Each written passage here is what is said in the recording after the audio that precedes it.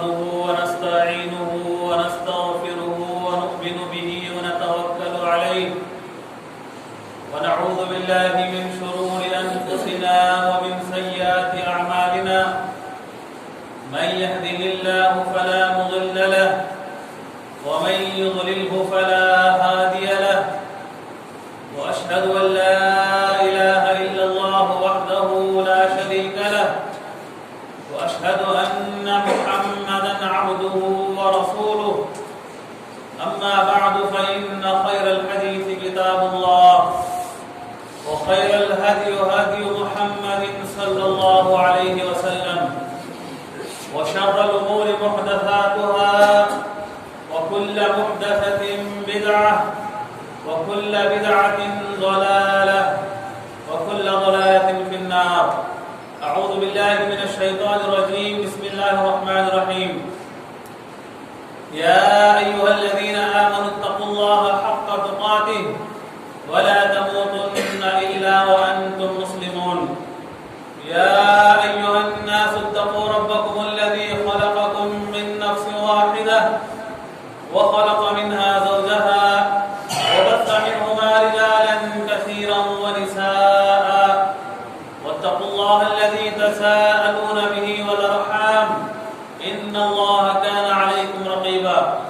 يا أيها الذين آمنوا اتقوا الله وقولوا قولا سديدا يصلح لكم أعمالكم ويغفر لكم ذنوبكم ومن يطع الله ورسوله فقد فاز فوزا عظيما. بسم الله الرحمن الرحيم. قاف القرآن المجيد بل عجبوا أن جاءهم منذر منهم فقال الكافرون هذا شيء عجيب أإذا متنا وكنا ترابا ذلك رجع بعيد قد علمنا ما تنقص الأرض منهم وعندنا كتاب حفيظ بل كذبوا بالحق لما جاءهم فهم في أمر مريج أفلم ينظروا إلى السماء فوقهم كيف بنيناها وزيناها وما لها من فروج والأرض مددناها وألقينا فيها رواسي وأنبتنا فيها من كل زوج بهيج تبصرة وذكرى لكل عبد منيب ونزلنا من السماء ماء مباركا فأنبتنا به جنات وحب الحصيد والنخل باسقات لها طلع نضيد رزقا للعباد وأحيينا به بلدة ميتا كذلك الخروج كذبت قبلهم قوم نوح وأصحاب الرس وثمود وعاد وفرعون وإخوان لوط وأصحاب الأيكة وقوم تبع كل كذب الرسل فحق وعيد أفعينا بالخلق الأول بل هم في لبس من خلق جديد. وقال تبارك وتعالى في كلامه المجيد والعصر إن الإنسان لفي خسر إلا الذين آمنوا وعملوا الصالحات وتواصوا بالحق وتواصوا بالصبر. ہر طرح کی بڑائی بزرگی حمد و ثنا وہ اللہ رب العالمین کے لیے لائق اور زیبا سزاوار ہے جو میرا اور آپ کا بلکہ پوری کائنات کا خالق ہے، مالک ہے، رازق ہے، مدبر ہے. وہ اللہ رب العالمین کی ذات ہے جس نے ہمیں یوں ہی بیکار پیدا نہیں کیا اور ہماری رہنمائی کے لیے، ہماری سدھار کے لیے، ہماری اصلاح کے لیے آسمان سے کتابیں نازل کی، نبیوں کا سلسلہ جاری کیا. ان نبیوں میں سے آخری نبی جناب محمد رسول اللہ صلی اللہ علیہ وسلم کا ہمیں امتی بنایا. تمام نبیوں پر خصوصاً آخری نبی پر انگرد درود و سلام ہو. اللہم صلی علی محمد وعلی آل محمد کما صلیت علی ابراہیم وعلی آل ابراہیم انک حمید مجید. اللہم بارک علی محمد وعلی آل محمد کما بارکت علی ابراہیم وعلی آل ابراہیم انک حمید مجید. محترم حضرات، خطبہ مسنونہ کے بعد میں نے آپ کے سامنے قرآن مجید کی مشہور سورت جو سورت بچے کو یاد ہے، ہر بڑے کو یاد ہے، بلکہ ہر مسلمان کو وہ سورت یاد ہوتی ہے. والعصر ان الانسان لفی خسر الا الذین آمنوا وعملوا الصالحات وتواصوا بالحق وتواصوا بالصبر۔ اس سورت کے اندر اللہ رب العالمین نے 4 باتیں ہمیں بتائی ہیں، 4 باتوں کا تذکرہ کیا ہے۔ آج کے خطبے جمعہ سے آپ حضرات یہ 4 باتیں سیکھ کر کے جائیں، 4 باتیں لے کر کے جائیں۔ اگر تم کامیاب بننا چاہتے ہو 4 باتیں سننے کے بعد اس پر عمل کیجئے، زندگی کا بیڑا جو ہے پار ہو جائے گا، آپ کی زندگی کام ہو جائے گی۔ آئیے دیکھتے ہیں یہ 4 باتیں اس کے اندر کیا ہیں۔ اللہ تعالیٰ نے اس سورت کی شروعات کس طریقے سے کی ہے، اس سورت کی ابتدا کن الفاظ سے کی ہے، اس سورت کی بگننگ کیسے ہوئی ہے۔ اللہ تبارک و تعالیٰ فرماتا ہے والعصر، قسم ہے زمانے کی۔ اللہ رب العالمین کی خاصیت ہے، یہ عادت ہے، جب کوئی اہم بات، کوئی امپورٹنٹ بات اللہ تعالیٰ اگر قرآن میں ہمیں بتانا چاہتا ہے تو یوں ہی سادے الفاظ میں اللہ بتاتا نہیں ہے، بلکہ چند چیزوں کی اللہ تعالیٰ قسم کھاتا ہے۔ مثال کے طور پر ہم اور آپس میں دوست ہوں، رشتہ دار ہوں، کوئی بھی جو ہے آپس میں ہم ساتھی، کسی چیز کے بارے میں اگر ہم بتانا ہو ہم قسم کھاتے ہیں۔ اللہ کی قسم میں نے وہاں گیا تھا، میں وہاں دیکھا ہوں، اللہ کی قسم میں وہاں گیا تھا، یعنی قسم کھا کر آنے والی بات کی ہم اہمیت بتاتے ہیں۔ اللہ کا بھی یہی قانون ہے، اللہ کا بھی یہی اصول ہے، جب کوئی اہم بات اللہ بتانا چاہتا ہے تو اس کی جو مخلوق ہے، اس کائنات کے اندر جو اس کی مخلوق ہے، اس مخلوق کی اللہ تعالیٰ قسم کھاتا ہے۔ کبھی اللہ سورج کی قسم کھایا، کبھی چاند کی، کبھی زمین کی، کبھی آسمان کی، کبھی ستاروں کی، کبھی چیزوں کی، کبھی پھلوں کی، کبھی ہواؤں کی، کبھی انسان کی، کبھی اپنے آپ کی بھی اللہ نے قسم کھایا ہے، تاکہ میرے بندے جان لیں کہ کیا میں آگے کیا بتانا چاہتا ہوں۔ ایسے ہی سورت کے اندر اللہ نے آغاز کیا والعصر، اب یہاں اللہ نے کس کی قسم کھایا؟ زمانے کی قسم کھایا۔ کون سا زمانہ؟ یہ دن ہے، رات، یہ صبح، یہ شام، یہ ہفتہ، یہ مہینہ، یہ سال، یہ زندگی، ان ساری چیزوں کو زمانہ کہا جاتا ہے، ان ساری چیزوں کو زمانہ کہا جاتا ہے۔ اسی لیے مفسرین لکھتے ہیں کبھی بھی ہم زمانے کو گالی نہ دیں، زمانے کو برا نہ کہیں۔ دن کے بارے میں ہم کہتے ہیں آج کا دن بڑا برا گزرا ہے ہمارے لیے، آج کی صبح ہمارے لیے ستیہ ناش ہو، آج کی رات ہمارے لیے منحوس رات ہے، یہ مہینہ ہمارے لیے بڑا ہی جو ہے بیکار گزرا ہے، آنے والا سال ہمارے لیے بڑا ہی جو ہے طرح طرح کے الفاظ ہم استعمال کرتے ہیں، لیکن اللہ کہتا ہے کہ زمانہ میرا زمانہ ہے، یہ زمانہ میرا ہے۔ اگر تم زمانے کو گالی دیتے ہو گویا کہ تم مجھے گالی دے رہے ہو، اللہ کو گالی دینے کے برابر ہے۔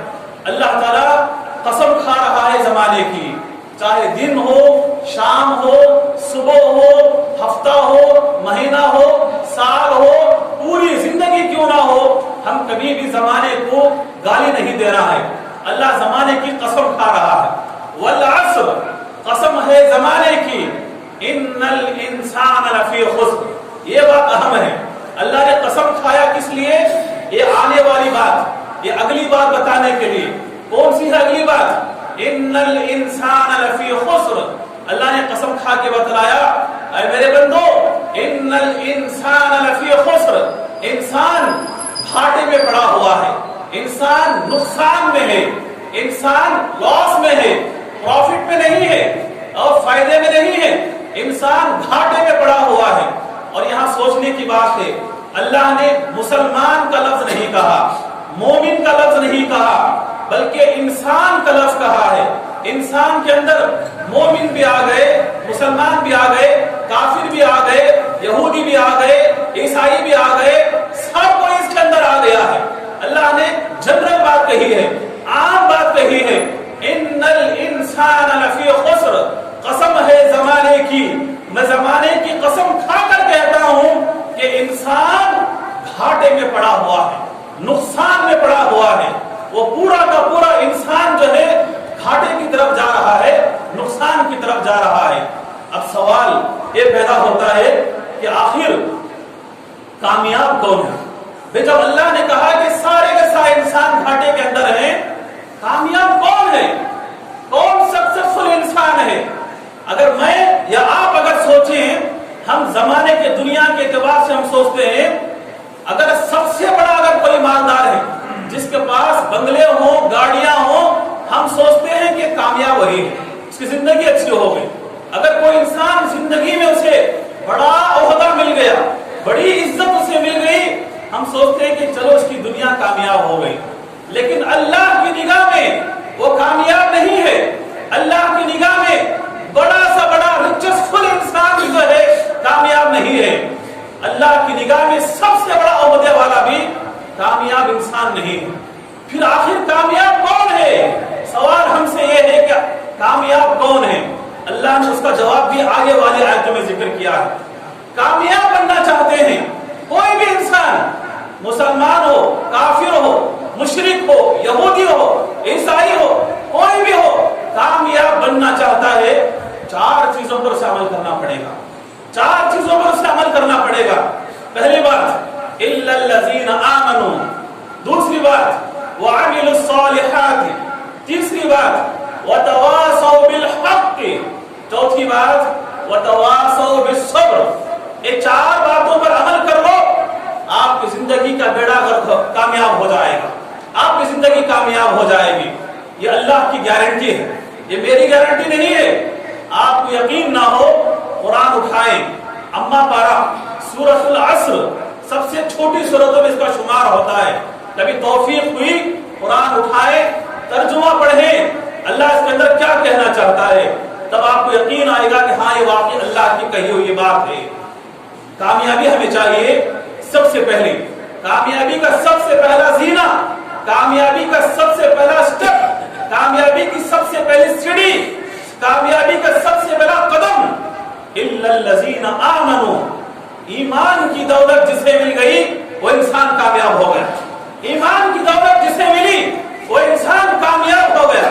اب جسے ایمان کی دولت نہیں ملی وہ گھاٹے میں ہے، نقصان میں ہے۔ اب ایمان کی دولت کسے ملی؟ الحمدللہ میں ہوں، آپ ہیں، یا آپ کے آس پاس رہنے والے جو ایمان والے ہیں، مومن ہیں، وہ کامیاب ہیں۔ ہمارے علاوہ جتنے کافر، یہ مشرک، یہ منافق، یہ یہودی، یہ عیسائی، یہ کافر، یہ مشرک، یہ سب کے سب گھاٹے میں جا رہے ہیں، یہ سب کے سب نقصان میں جا رہے ہیں۔ کامیابی کی سب سے پہلی سیڑھی ایمان ہے، ایمان۔ آج ہمیں ایمان کی فکر نہیں ہے، ہمیں فکر کس بات کی ہے؟ جو سیاست میں رہتے ہیں، جو سیاست میں رہتے ہیں انہیں فکر ہے کہ ہماری پارٹی ہار گئی، کانگریس ہار گئی، فکر ہے انہیں۔ کرکٹ کا شوق رکھنے والے انہیں فکر ہے کہ ٹیم انڈیا ہار گئی۔ تجارت میں شوق رکھنے والے، بزنس میں شوق رکھنے والے انہیں فکر ہے کہ مارکیٹ ڈاؤن ہو گئی۔ ہمیں ایمان کی فکر نہیں ہے، ہمیں اور چیزوں کی فکر ہے، ایمان کی فکر۔ اللہ اکبر، صحابہ کیسے ایمان رکھتے تھے، اور آج ہمیں ایمان کی ایسی فکر افسوس کرنا چاہیے۔ ایمان کے اندر نمازیں بھی ہیں، نمازوں کے اندر فجر کی نماز بھی ہے، ہم سے فجر کی نماز چھوڑ جاتی ہے، کوئی فکر نہیں ہے ہمیں۔ آپ کو معلوم ہے، آپ سنتے سنتے بوڑھے ہو چکے ہیں، فجر کی نماز چھوڑنے پر اللہ تبارک و تعالیٰ فرشتوں کے ذریعے سے سر کچلنے لگاتا ہے، معلوم ہے، لیکن ایمان کی فکر نہیں ہے، نمازوں کی فکر نہیں ہے۔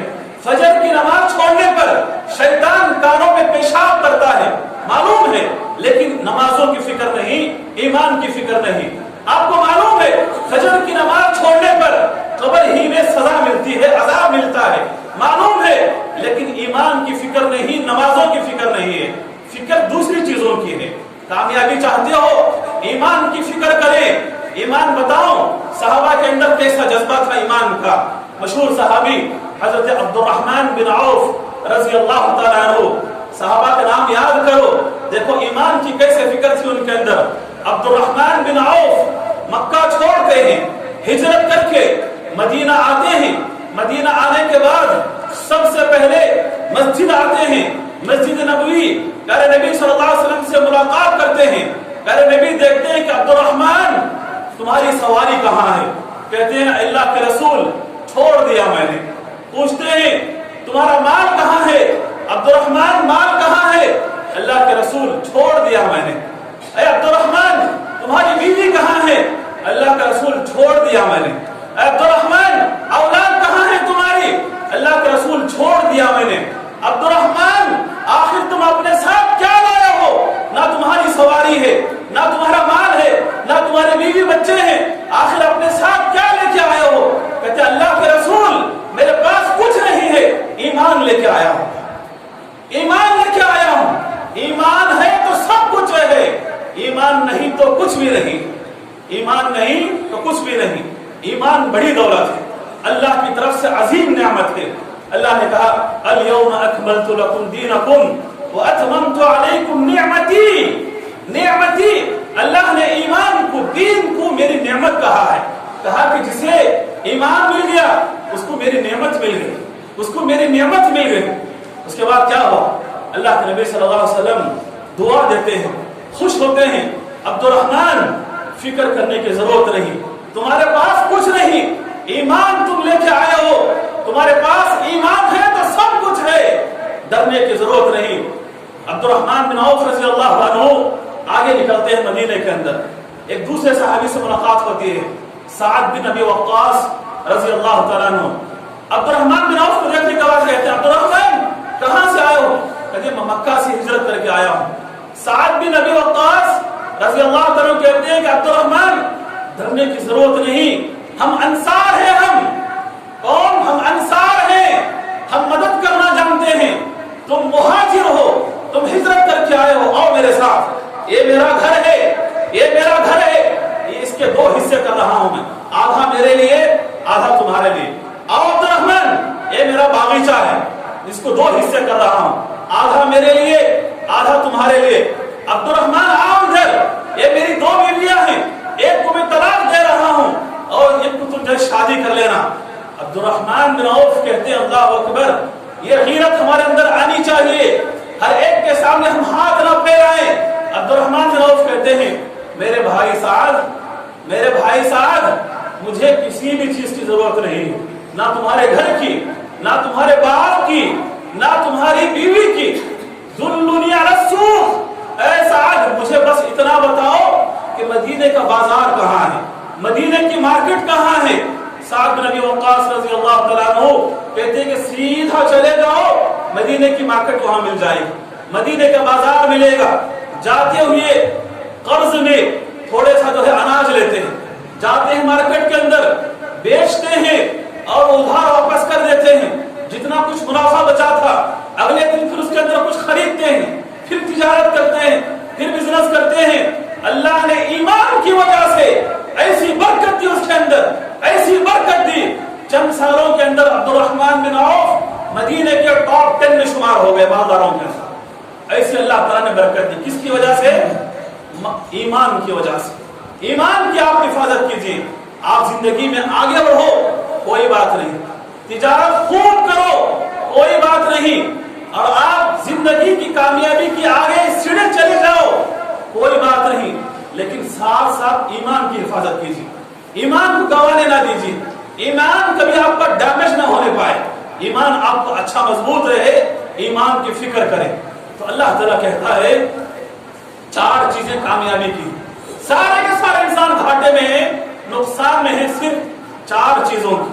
اگر 4 چیزوں پر عمل کرو گے کامیاب ہو جاؤ گے. آج کے جمعہ سے آپ کو یہی 4 چیزیں لے کے جانا ہے. آج سیکھنا ہے کچھ، کم سے کم جمعہ کے لیے آتے ہو، ٹائم پاس کے لیے نہ ہو، بیٹھ کے سونا نہیں ہے، ادھر ادھر دماغ لڑانا نہیں ہے، کچھ سیکھ کر کے جائیں. 4 باتیں آپ کم سے کم لے کر کے جائیں، عمل کریں. ہدایت دینا اللہ کا کام ہے، اللہ کے ہاتھ میں. تو سب سے پہلی چیز، سب سے پہلی کامیابی، سب سے پہلی سیڑھی آپ کو کامیاب بننے کے لیے ایمان کی حفاظت کریں، ایمان کی قدر کریں. اور اس کے بعد اللہ کے نبی صلی اللہ علیہ وسلم کی دعاؤں میں سے ایک مشہور دعا ہے، شاید آپ لوگوں کو یاد ہوگی، یا مقلب القلوب ثبت قلبی علی دینک. بس اتنی سی دعا ہے، یا مقلب القلوب، اے دلوں کے پھیرنے والے، ثبت قلبی علی دینک، تو میرے دل کو میرے ایمان پر، میرے دل پر جما دے، ثابت قدم رکھ دے، کہیں میرا ایمان ڈگمگا نہ جائے، کہیں میرا ایمان کمزور نہ ہو جائے. دعا ہمیں آپ پڑھنی چاہیے. اہل علم بڑے بڑے علماء مفسرین اسلاف ہمارے خاص کر یہ دعا جانتے ہو کہاں پڑھتے تھے؟ طواف کے دوران پڑھتے تھے. طواف کے دوران. کیوں؟ طواف ایک ایسی جگہ ہے قدم قدم پر آپ کی دعائیں قبول ہوتی ہیں. قدم قدم پر آپ کی دعائیں قبول ہوتی ہیں. زبان سے نکلی ہوئی دعائیں قبول ہوتی ہیں. اسلاف ہمارے یہ دعا وہاں پڑھتے تھے طواف کے دوران. یا مقلب القلوب ثبت قلبی علی دینک. اے دلوں کے پھیرنے والے تو میرے دل کو میرے دین پر جما دے, ثابت قدم کر دے. زندگی کے کسی بھی معاملے میں میرا ایمان کمزور نہ ہو, میرے ایمان کو جما دے. آپ یہ دعا ضرور پڑھیں. آئیے کامیابی کی دوسری سیڑھی کیا ہے؟ کامیابی کا دوسرا زینہ کیا ہے؟ ہم کامیاب ہونا چاہتے ہیں. کامیابی کی دوسری سیڑھی کیا ہے؟ وَعَمِلُوا الصَّالِحَاتِ وَالْعَصْرِ إِنَّ الْإِنسَانَ لَفِي خُسْرٍ إِلَّا الَّذِينَ آمَنُوا. سب سے پہلی کامیابی ایمان ہے. اس کے بعد وَعَمِلُوا الصَّالِحَاتِ, نیک عمل. ایمان تو لائے, آپ کا ایمان تو مضبوط ہے, لیکن جہاں کے وہاں رہ گئے کامیاب نہیں ہوگے. کامیاب بننے کے لیے دوسری سیڑھی عمل کرنا پڑے گا. نیک عمل کے ذریعے سب آگے بڑھیں. آج ہماری سب سے بڑی پریشانی, آج ہمارے اہل الحدیث کی سب سے بڑی پریشانی یہی ہے کہ ہم اپنے آپ کو مومن کہہ کے جہاں ہیں وہاں بیٹھ گئے, آگے نہیں بڑھ رہے. اللہ تبارک و تعالیٰ نے ہمیں کہاں سے کہاں لایا. کوئی ان میں سے مشرک تھا, اللہ نے اٹھا کے یہاں لایا. کوئی قبر پرست تھا, اللہ نے اٹھا کے یہاں سیدھے راستے پر لایا.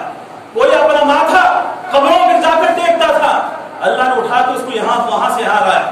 کوئی مقلد تھا, کوئی جبہ کبوں کے پیچھے پھرتا تھا, اللہ نے اٹھا کے یہاں لایا. سیدھے راستے پر اللہ نے لایا اور کہا کہ اے میرے بندے یہ سیدھا راستہ ہے, سیدھے چلے گا جنت کا راستہ ہے.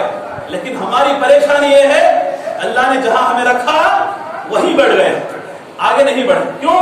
کہتے ہم بڑے مومن ہیں, ہم قرآن و حدیث پر چلنے والے ہیں, ہمارا عقیدہ صحیح ہے. کامیاب نہیں ہوگے. کامیابی کے لیے دوسرا زینہ, دوسری قدم, دوسری سیڑھی یہ ہے کہ نیک عمل کر کے آگے بڑھنا پڑے گا. نیک عمل کر کے آگے بڑھنا پڑے گا. وَعَمِلُوا الصَّالِحَاتِ, نیک عمل کریں. نیک عمل جو ثابت نہیں ہے حدیث کے قرآن سے وہ مت کیجیے. کم سے کم جو ثابت ہے وہ تو کیجیے نا. جو قرآن و حدیث سے ثابت ہے وہ تو کیجیے. مثال کے طور پر فرض نمازوں کے بعد, فرض نمازیں تو ہم ادا کرتے ہیں, فرض نمازوں کے بعد 12 رکعت سنت ثابت ہے کہ نہیں؟ ثابت ہے کہ نہیں ہے؟ یہ ثابت ہے صحیح حدیث سے. کم سے کم اس پر تو کیا عمل کریں, کم سے کم اس پر تو عمل کریں. فرض نمازوں کے بعد 12 رکعت سنت آپ کو ادا کرنا ہے. ہماری پریشانی کیا ہے معلوم؟ ہماری پریشانی جیسے ہی امام سلام پھیرتا ہے وہاں گاڑی سٹارٹ ہو جاتی ہے. یہاں جیسے امام سلام پھیرا گیٹ کے باہر, یہاں جیسے امام سلام پھیرا پیچھے پھر کے دیکھتے ہیں کہ کہاں سے جگہ خالی ہے نکلنے کے لیے. اور جیسے امام سلام پھیرتا ہے اللہ اکبر, ایسے لگتا ہے کہ امام نے اس کو قید میں رکھا تھا, جیل کے اندر رکھا تھا. جو یہ سلام پھیرا تو ایسا لگتا ہے کہ گیٹ کھل گیا ہے, جیل کا نکل کے بھاگنا ہے. جیسے امام سلام پھیرتا ہے ایسا لگتا ہے کہ بہت بڑا پتھر سر کے اوپر ہم نے رکھا تھا اور سلام پھیرتی اٹھا کے نیچے رکھ دیا, نکل کے بھاگو ابھی یہاں. جو چیزیں ثابت ہیں حدیث سے, نماز کے بعد 12 رکعت سنت آپ کو ادا کرنا ہے. ثواب کیا ہے, اس کا اجر کیا ہے؟ جو بندہ ہر فرض نماز کے بعد 12 رکعت روزانہ سنت ادا کرتا ہے پابندی کے ساتھ, اللہ اس کے لیے کیا دیتا ہے جنت میں؟ اللہ اس کے لیے جنت میں کیا دیتا ہے؟ محل دیتا ہے اللہ تعالیٰ. یہاں ایک گھر بنانے کے لیے پاپڑ بیلنا پڑتا ہے, پوری زندگی ہم لگا دیتے ہیں ایک گھر بنانے کے لیے. آپ یہاں پر صرف سنت ادا کریں. فجر سے پہلے 2 رکعت سنت, ظہر سے پہلے 4 رکعت, ظہر کے بعد 2 رکعت, مغرب کے بعد 2 رکعت, عشاء کے بعد 2 رکعت. یہ جو 12 رکعت سنت ہے آپ پابندی کے ساتھ روزانہ اس نیک عمل کو جاری رکھیں گے, اللہ تعالیٰ جنت میں آپ کو محل عطا کرے گا. اللہ اکبر, یہ سنت ہے. اس کے علاوہ جو ثابت ہیں پھر نماز کے بعد لا الہ الا اللہ وحدہ لا شریک لہ لہ الملک ولہ الحمد وہو علی کل شیء قدیر. میں سمجھتا ہوں کہ بڑے تو بڑے بچوں کو بھی یاد ہے لا الہ الا اللہ وحدہ لا شریک لہ لہ الملک ولہ الحمد وہو علی کل شیء قدیر. 10 مرتبہ آپ صرف پڑھیں, 10 مرتبہ آپ پڑھیں, 4 غلام آزاد کرنے کا ثواب آپ کو ملے گا. 4 غلام آزاد کرنے کا ثواب ملے گا. اگر آپ اس کو 100 مرتبہ پڑھتے ہیں, اس کے بدلے میں 100 گناہ معاف ہوں گے, 100 نیکیاں لکھی جائیں گی, 100 درجات بلند ہوں گے. 10 غلام آزاد کرنے کا ثواب, صبح سے شام تک شیطان کے شر سے محفوظ رہیں گے 100 مرتبہ پڑھنے. یہ ثابت ہے حدیث سے. آپ کم سے کم اس پر تو عمل کریں, اور جو چیزیں ہیں اس کو چھوڑیے. تو کامیابی کی دوسرا زینہ, دوسری کڑی کیا ہے؟ نیک عمل. الا الذین آمنوا, ایمان سب سے پہلا زینہ ہے. وعملوا الصالحات, نیک عمل کر کے آپ کو آگے بڑھنا ہے. وتواصوا بالحق, یہ تیسری سیڑھی ہے, تیسرا زینہ ہے. کامیابی چاہتے ہو, چاروں پر عمل کرنا پڑے گا.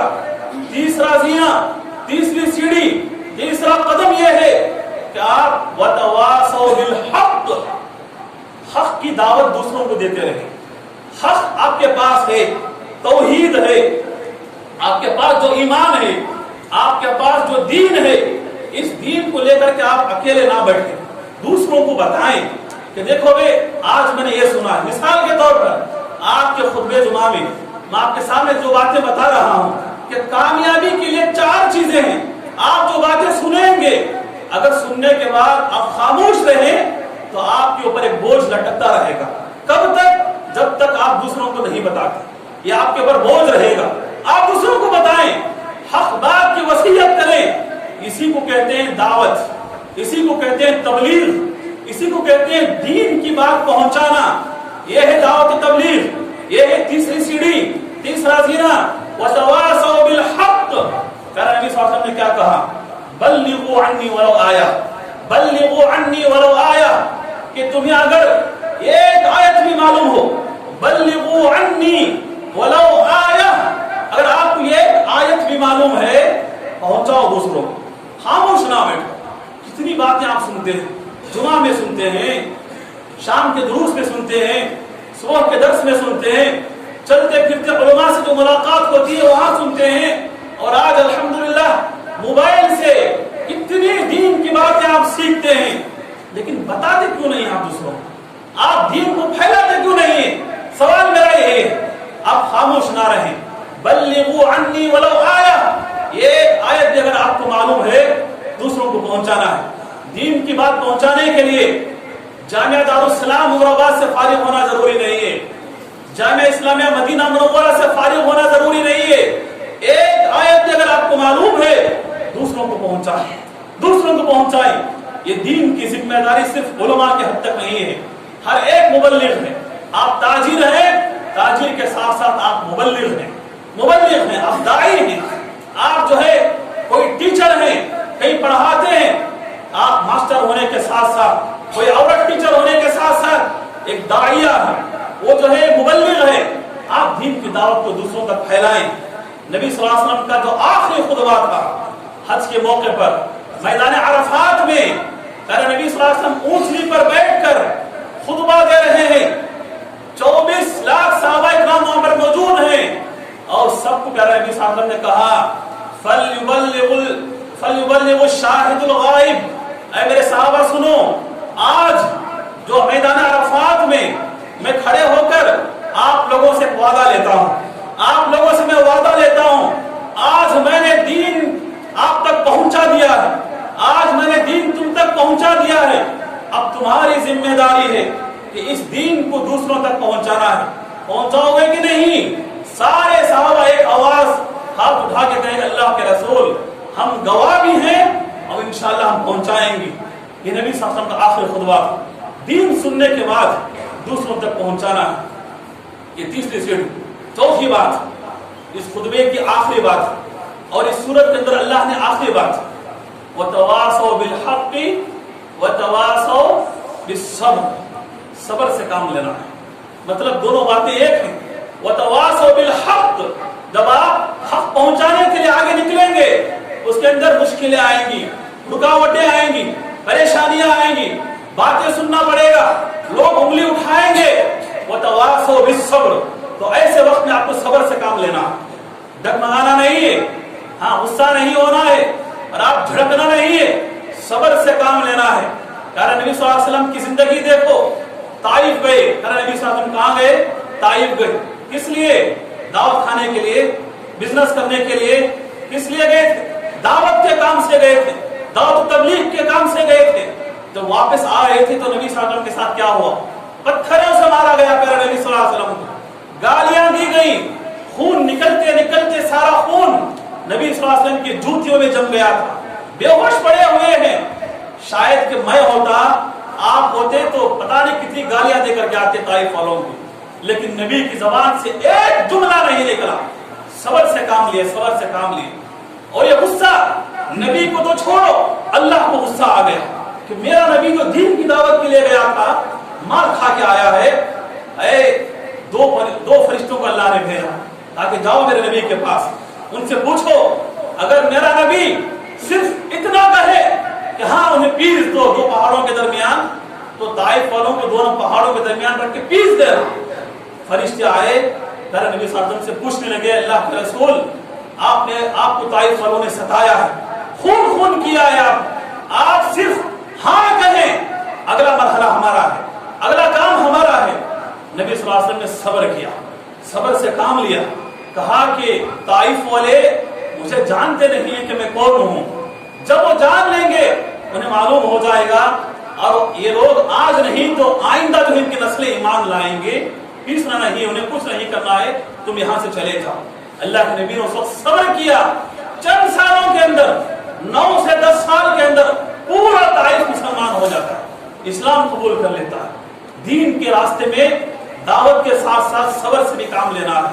پیارے نبی صلی اللہ علیہ وسلم خانہ کعبہ کے سامنے سجدے میں ہیں، نماز پڑھ رہے ہیں، وہ کمبخت ابو جہل اون کی وجڑی لے کر، گوبر کی پوٹلی لے کر پیارے نبی صلی اللہ علیہ وسلم کے کندھے پر ڈال دیتا ہے، سارا جسم گندا ہو گیا، اٹھ نہیں پا رہے ہیں، اس لیے کہ اونٹ بڑا جانور ہوتا ہے، اس کی اوجھڑی بہت وزنی ہوتی ہے۔ نبی صلی اللہ علیہ وسلم کا پورا جسم گندا ہو گیا، گوبر پڑ گیا، اٹھ نہیں پا رہے ہیں، سارے دشمن کھڑ کر ہنس رہے ہیں۔ پیارے نبی صلی اللہ علیہ وسلم کو منظر دیکھ کر بیٹی فاطمہ رضی اللہ تعالیٰ عنہ دوڑ دوڑ کر کے آتی ہیں، سارا گوبر پاک کرتی ہیں، ساری گندگی پاک کرنے کے بعد وہ اوجھڑی اٹھا کے پھینکتی ہیں۔ اللہ کے نبی صلی اللہ علیہ وسلم کی وہ لاڈلی بیٹی اپنے ہاتھوں سے ابا جان کا جسم پاک کرتے ہوئے روتی ہوئی کہتی ہے، ابا جان یہ آپ کے ساتھ یہ لوگ کیا کر رہے ہیں؟ اللہ کے نبی صلی اللہ علیہ وسلم غصہ نہیں ہوتا، صبر سے کام لیتے ہیں، کہتے ہیں کہ بیٹی فاطمہ انہیں معلوم نہیں کہ میں کون ہوں، معلوم ہو جائے گا انہیں۔ نبی نے صبر سے کام لیا، کیا ہوا؟ سارا مکہ مسلمان ہو گیا، سارا مکہ مسلمان ہو گیا۔ تو یہ چوتھی جو چیز ہے، وتواصوا بالحق وتواصوا بالصبر، حق کی وصیت کرنا ہے، حق کی دعوت دینا ہے، اور ساتھ میں صبر سے کام لینا ہے۔ یہ 4 چیزیں آپ کو یہاں سے آج لے کے جانا ہے، اور صرف لے کے جانا نہیں ہے، عمل بھی کرنا ہے، دوسروں کو بتانا ہے۔ اللہ تعالیٰ کیا کہتا ہے؟ والعصر، قسم ہے زمانے کی، ان الانسان لفی خسر، انسان گھاٹے میں ہے، نقصان میں ہے، مگر 4 طرح کی چیزیں ایسی ہیں، اگر انسان ان 4 کو عمل کر لے گا، گھاٹے سے نکل کر، نقصان سے نکل کر کامیابی کی طرف آئے گا۔ سب سے پہلی چیز الا الذین آمنوا، جو آدمی ایمان لایا اور ایمان کی حفاظت کیا، جسے ایمان کی دولت ملی، وعملوا الصالحات، نیک عمل کرتا ہے، نیکی کے کام لے کر آگے بڑھتا ہے، وتواصوا بالحق، حق کی دعوت دیتا ہے، ایمان لانے کے ساتھ نیک عمل کر کے اکیلا نہیں بیٹھتا، دوسروں کو بات پہنچاتا ہے، وتواصوا بالصبر، اور صبر سے کام لے کے بڑھتا ہے، یہ انسان کامیاب ہے، یہ انسان کامیاب ہے۔ اب اس کا دوسرا رخ دیکھیں، اس خطبے کا دوسرا پارٹ دیکھیں۔ دوسرا رخ یہ ہے، اگر آپ نے یہ دین کا کام نہیں کیا، دعوت کا کام نہیں کیا، تو سب سے پہلا نقصان یہ ہے ہمارا، ساری امت کا، سارے لوگوں کا۔ اگر ہم نے دعوت کا کام نہیں کیا، ہم خاموش بیٹھے رہے، ہم مسجدوں میں نماز پڑھنے جا رہے ہیں، تبلیغ کا کام نہیں کرتے تو سب سے پہلا ہمارا نقصان یہ ہے اللہ کی طرف سے ہمارے پر لعنت برسے گی، اللہ کی طرف سے ہمارے اوپر لعنت برسے گی۔ دلیل لعن الذین کفروا من بنی اسرائیل علی لسان داؤد وعیسی ابن مریم ذلک بما عصوا وکانوا یعتدون۔ پچھلی قوموں کو اللہ نے، یہودیوں بنو اسرائیل کو اللہ نے ہلاک کیوں کیا؟ اس لیے کہ دعوت کا کام نہیں کرتے تھے، دعوت کا کام نہیں کرتے تھے۔ اللہ نے کیسی سزا دی انہیں معلوم؟ قرآن پڑھیں، اللہ نے ان کی شکلوں کو سور کی شکل بنا دیا، بندروں کی شکل اللہ نے انہیں بنا دیا۔ دعوت کا کام کریں ورنہ اللہ کی طرف سے لعنت برسے گی۔ دوسرا نقصان، اگر آپ دعوت کا کام نہیں کریں گے، دوسرا نقصان یہ ہے کہ اللہ تبارک و تعالیٰ ہم پر ظالموں کو مسلط کرے گا۔ اللہ تعالیٰ نے ایسے شخص کو ظالم کہا ہے جو دعوت کا کام نہیں کرتا، اللہ نے اس کو کیا کہا؟ ظالم کہا ہے، ظالم۔ اگر میں آپ سے پوچھوں یا مجھ سے کوئی پوچھے بھائی اب فی الوقت ہم جس دور سے گزر رہے ہیں، جس ماحول سے ہم گزر رہے ہیں، اب کے ماحول میں سب سے بڑا ظالم کون ہے؟ تو میں کہوں گا کہ ہمارے ملک ہندوستان کا پی ایم سب سے بڑا ظالم ہے۔ آپ بھی یہی کہیں گے کہ ہمارا پرائم منسٹر سب سے بڑا ظالم ہے۔ لیکن قرآن کیا کہتا ہے؟ اللہ کیا کہتا ہے؟ کہ وہ پرائم منسٹر ظالم نہیں ہے بلکہ مسلمان سب سے بڑا ظالم ہے، مسلمان سب سے بڑا ظالم ہے۔ کیسے؟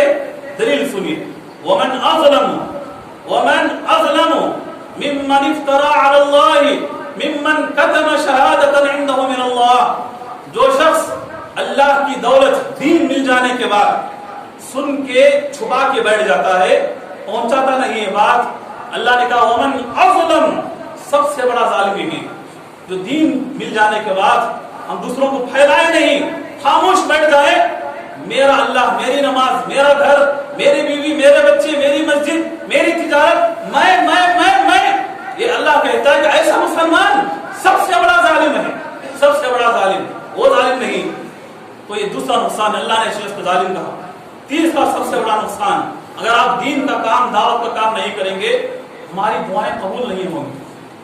نماز پڑھتے بھی ہوں گے، ہم زکات دیتے بھی ہوں گے، حج اور عمرے کرتے بھی ہوں گے، ہماری دعائیں قبول نہیں ہوں گی، ہماری دعائیں قبول نہیں ہوں گی۔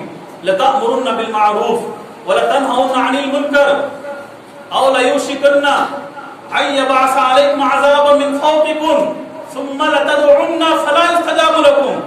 اللہ کہتا ہے اگر تم دعوت کا کام نہیں کرو گے تو اللہ تعالیٰ سب سے پہلے تمہارے اوپر ظالموں کو مسلط کرے گا، ظالموں کو مسلط کرے گا، ظالم تم پر حکومت کریں گے، اور اس کے بعد تم دعائیں کرو گے، تمہاری دعا قبول نہیں ہوگی، تمہاری دعائیں قبول نہیں ہوں گی۔ آج دنیا کی حالت کیا ہے؟ دعائیں کہاں نہیں ہو رہی؟ بتاؤ، دعائیں کہاں نہیں ہو رہی؟ یہاں سے لے کر حرم تک، مکہ سے لے کر مدینے تک، ہر جگہ دعائیں ہو رہی ہیں، لیکن مسلمان ذلیل کے ذلیل۔ کیوں؟ دعوت کا کام ہم نے چھوڑ دیا۔ اور پچھلا جو الیکشن گزرا ہے 2019 کا، جب یہ پارٹی الیکشن ہو رہا تھا، کون سا ایسا مسلمان ہے بتاؤ کہ اس کے لیے جو دعا نہ کیا، اللہ سے دعائیں نہ کیا ہو، اللہ اس ظالم کو دوبارہ اقتدار میں نہیں آنا ہے؟ کتنوں کی دعائیں قبول ہوگی؟ اور زیادہ مزید ووٹوں سے تو جیت گئے ہو، اور زیادہ میجارٹی میں آ کے جیت گئے ہو، دعائیں کہاں ہیں ہماری؟ دعائیں قبول نہیں ہوں گی۔ اللہ کہتا ہے کہ اس وقت عذاب بھی آئے گا، یہ تو ظالم تو رہیں گے، ایک اور عذاب بھی تم پر آئے گا، اس وقت تم عذاب کو دیکھ کر دعائیں کرتے کرتے گڑ گڑا کے مر جاؤ گے، دعائیں قبول نہیں ہوں گی۔ کیا ہے؟ دعوت کا کام آپ کو کرنا ہے۔ تو یہ چیزیں اللہ تعالیٰ نے مختصر طور پر، اس کا خلاصہ قرآن کی سب سے چھوٹی سورت والعصر ان الانسان لفی خسر الا الذین آمنوا وعملوا الصالحات وتواصوا بالحق وتواصوا بالصبر۔ اللہ سے دعا ہے کہ اللہ تبارک و تعالیٰ آج کے خطبہ جمعہ میں جو ہم نے باتیں سنی ہیں، اللہ تعالیٰ ہمیں سننے سے زیادہ عمل کرنے کا اللہ ہمیں توفیق عطا فرمائے۔ اللہ تعالیٰ ہمیں پکا سچا مسلمان بنائے، دیندار بنائے، نمازی بنائے، اللہ ہمیں ماں باپ کی خدمت کرنے والا بنائے، اللہ تعالیٰ ہمیں دین کے معاملے میں ثابت قدم بنائے اور دین کے کام کو آگے بڑھنے والا بنائے۔ آمین وآخر دعوانا الحمدللہ رب العالمین۔